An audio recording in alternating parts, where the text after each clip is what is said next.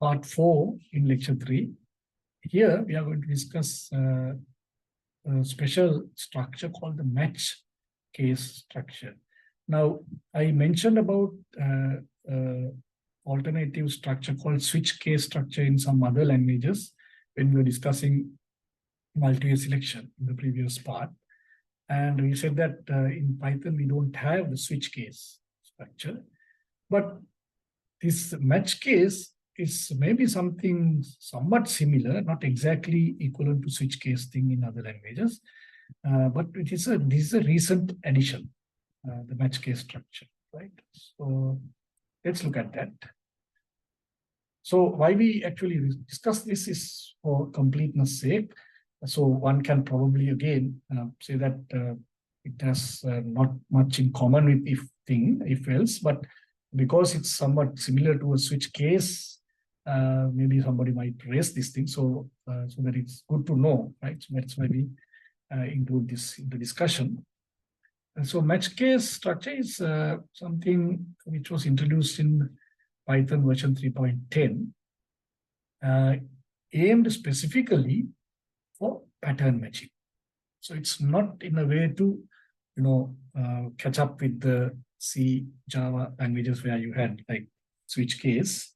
No, not in that way, but for pattern matching where lots of, with various things that are happening in the world, in the programming, in lots of huge amounts of data processing, data, the work that people do with Python is heavily involved in lots of such pattern matching kind of work.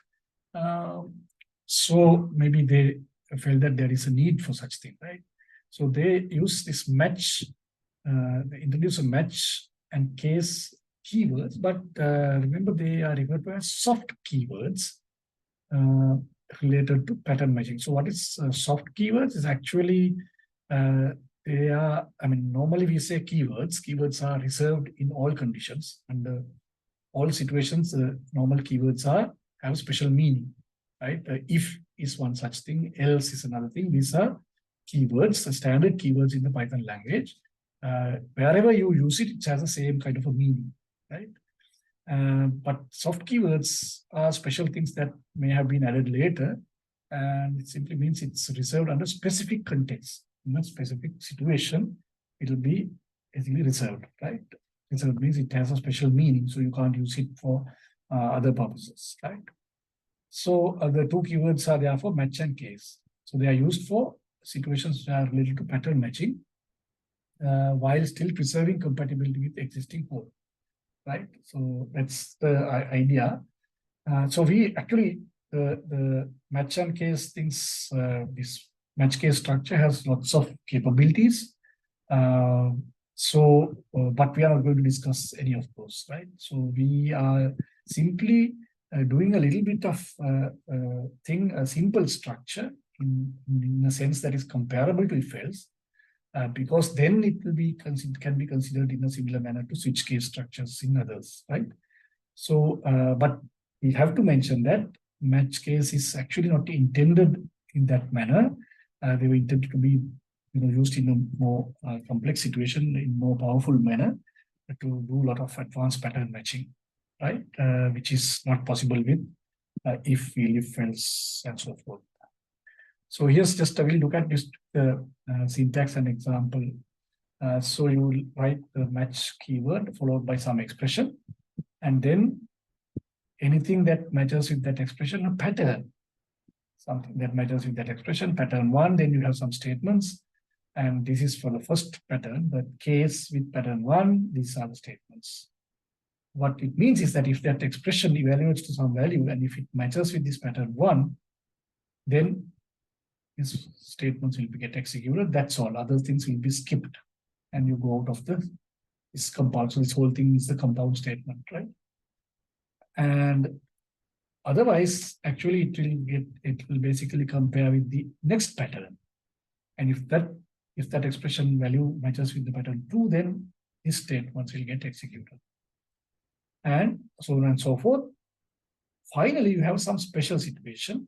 Here, this is an underscore character, right? In the keyboard, you have it with the, normally in the keyboards with the minus symbol, you have the this underscore character. It means actually it's like the else situation. If nothing else, if none of these patterns will match with the expression, then it comes here and these statements will get executed, right? So the description is given here. Match statement takes an expression and compares its value to patterns in case blocks. And in that order, the first matching pattern get its statements executed. Others will get skipped or ignored, right? So the order is important, right? Because if the first one matches, then you execute those statements and then skip all the others. And final one here, you give it's like some special variable name, underscore, it's like what we call the wild card. That means it will match with anything. That means it never fails to match, right? It will match with anything. Therefore, it's like the else. If none of these things match, simply this will get executed. That's what it means, right? So let's take an example here. Let's say you have some call, function call, which returns a value, HTTP status. So this may be something related with web related. So HTTP status indicates some return value. There are, if you are somewhat familiar, you know that status indicates certain numbers, right? So this is simply saying, okay, match that status, this value of this variable.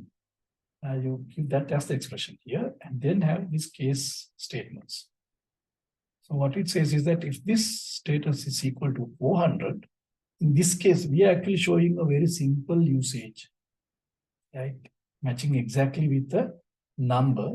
But as I mentioned earlier, the match case capabilities much beyond this.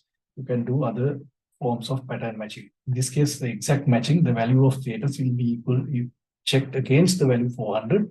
It's basically, if it's exactly matches, that's it. Otherwise, it doesn't match, right? So if this is 400, you know something. This is just a simple example, and so on and so forth. So you can see at the end this one. If nothing else, then say some other error.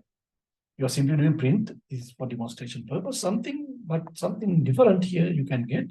This shows that you can actually combine multiple patterns together. In this case, it means that either this status is 401 or 403. Basically, this will match with that, right? So you can combine patterns into single case also. All right. And that's basically the match statement. That's the end of part 4.